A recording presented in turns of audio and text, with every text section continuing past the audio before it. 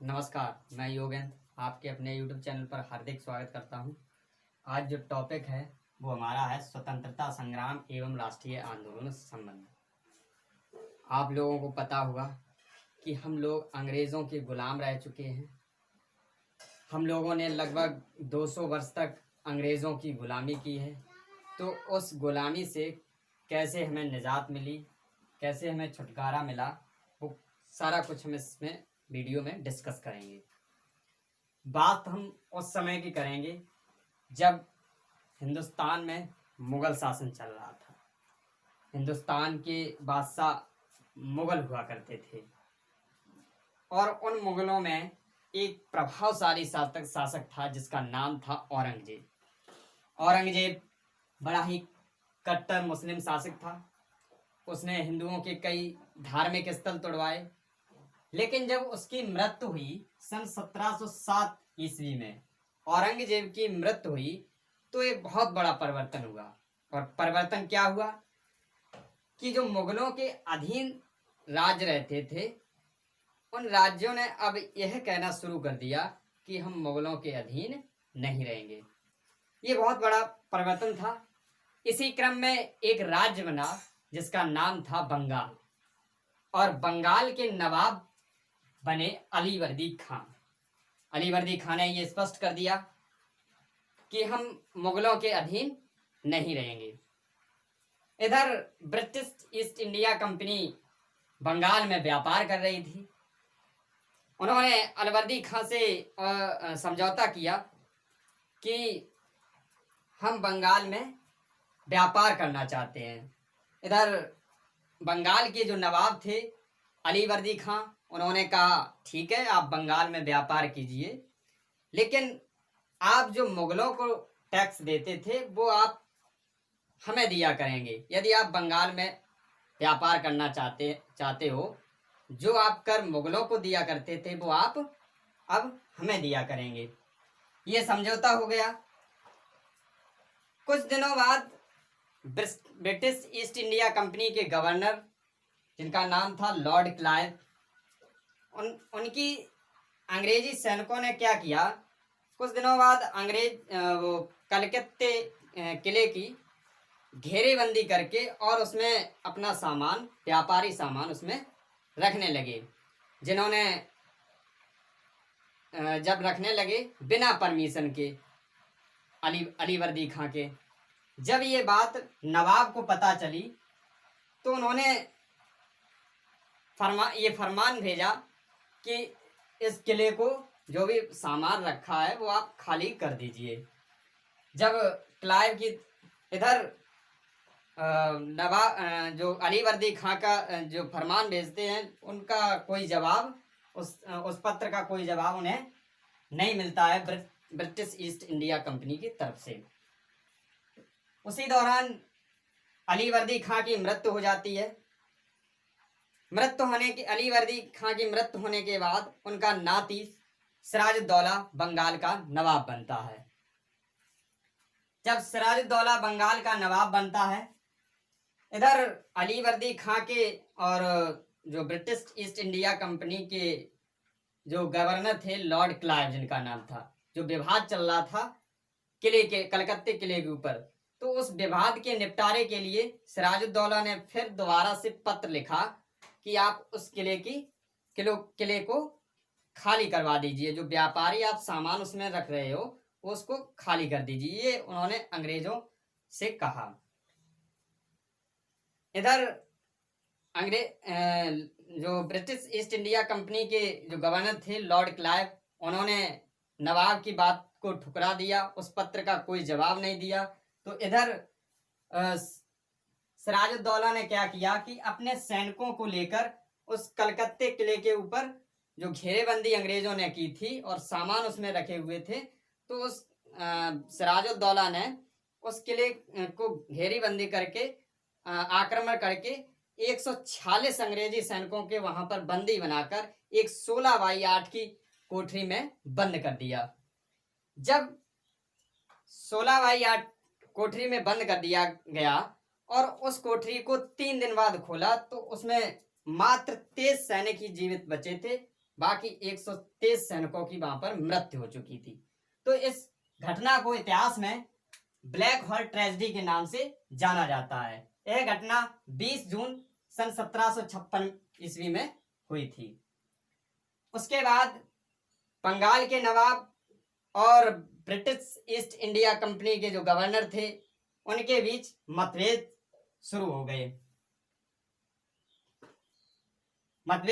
गए। लेकिन कुछ दिनों बाद लॉर्ड क्लाइव ने सिराजुद्दौला से यह समझो कहा कि अब जो हुआ सो हुआ, आगे जो हम कार्य करेंगे हम वो उसका आपको कर देंगे और आगे आपको कोई भी ऐसी जो है समस्या हम आपको नहीं आने देंगे, कोई भी हमारी तरफ से आपको कोई परेशानी नहीं होगी। लेकिन नवाब सिराजुद्दौला उनकी किसी भी बात पर मंजूर नहीं हुए, उन्होंने उनसे मना कर दिया। इधर लॉर्ड क्लाइव को लगा कि यदि हम यहाँ से चले जाते हैं तो बहुत हमारा नुकसान होगा। तो उन्होंने क्या किया, सिराजुद्दौला के सबसे विश्वास पात्र व्यक्ति, जो सिराजुद्दौला की सेना का सेनापति भी था, जिसका नाम था मीर जाफर सबसे घनिष्ठ मित्र था। लेकिन इधर लॉर्ड क्लाइव ने क्या किया, मीर जाफर को लालच देकर अपनी ओर मिला लिया और मीर जाफर बंगाल के नवाब बनने के लालच में वह अंग्रेजों से जा मिला। परिणाम यही हुआ, सन 1757 में प्लासी का युद्ध लड़ा गया। प्लासी के मैदान में जाकर उन्हें सिराजुद्दौला को इस बात का ज्ञान हुआ कि हमारे प्रिय मित्र ने हमारे साथ धोखा किया है, विश्वासघात किया है।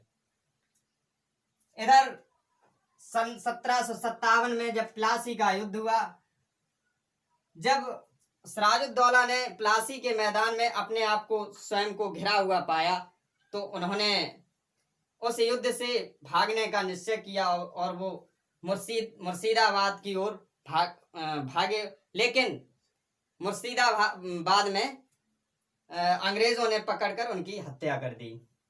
ये जो युद्ध हुआ था वो सिराजुद्दौला और अंग्रेजी ईस्ट इंडिया कंपनी के जो गवर्नर थे लॉर्ड क्लाइव, उनके बीच हुआ था सन 1757 में प्लासी का युद्ध। अगला क्या हुआ आगे, जब ये इस युद्ध होने के बाद आगे जो ब्रिटिश ईस्ट इंडिया कंपनी ने आगे बंगाल का नवाब जो है मीर जाफर को बना दिया। कुछ समय तक मीर जाफर ने नवाब पद संभाला, लेकिन मीर जाफर के और ब्रिटिश ईस्ट इंडिया कंपनी जो अंग्रेज थे, कुछ दिनों बाद उनके भी संबंध ठीक नहीं रहे।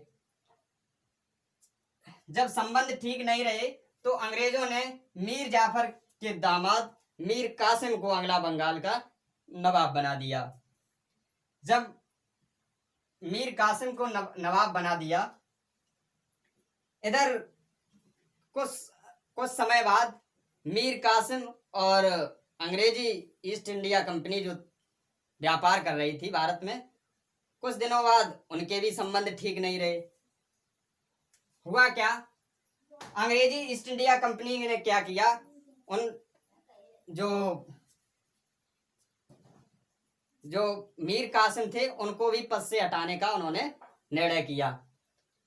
जब ये बात नवाब को पता चली तो उन्होंने क्या किया,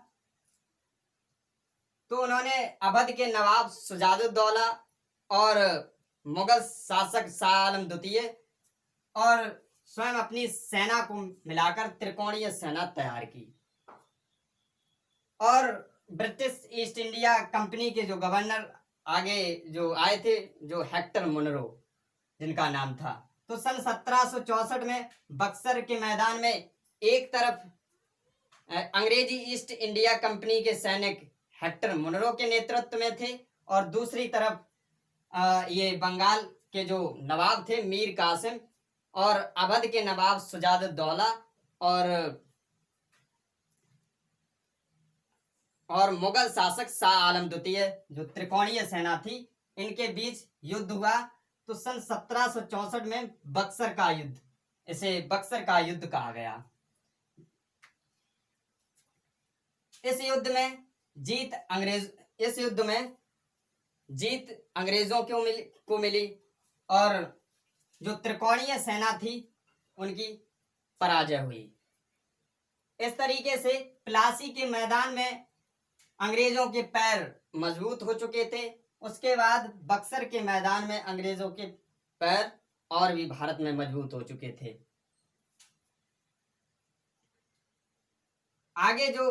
आगे सन 1765 में बंगाल में द्वैत शासन हुआ। द्वैत शासन क्या था कि इसमें अंग्रेज तो जो नवाब थे वो तो भारतीय हुआ करते थे और जो उनके मुख्य कार्य थे दीवानी के और जो मुख्य कार्य हुआ करते थे वो अंग्रेजों ने अपने हाथ में ले लिए थे।